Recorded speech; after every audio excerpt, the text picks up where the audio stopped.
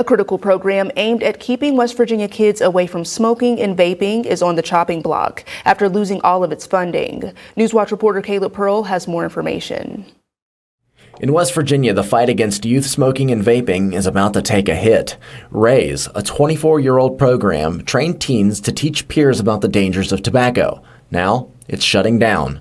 RAZE empowered kids to stand up to tobacco marketing, but federal and state funding has been cut completely, leaving the program dead by June 30th. We've got kids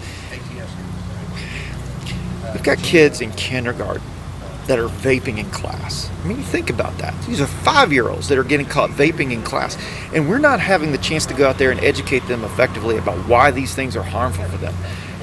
Where is the thought of that? Where's the thought that, we've got to be educating our youngest population so that they don't have a lifetime of addiction?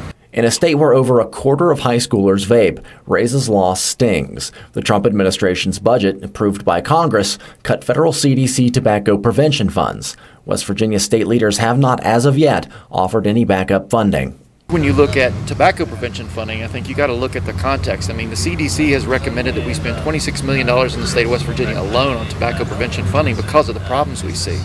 Well, over the last few years, it's been under $1 million, and now that's cut back entirely. There's not even going to be a division of tobacco prevention anymore. So you got to look and say, okay, yes, cuts are necessary, and yes, we must be efficient with our money, but you've got to say, okay, where does the cuts come from? Because if you're cutting things to general public health, that's not going to be good for a system where we're the most addicted state to tobacco and nicotine-related things. And with no state plans to replace RAZE, schools face a gap in the fight against youth addiction.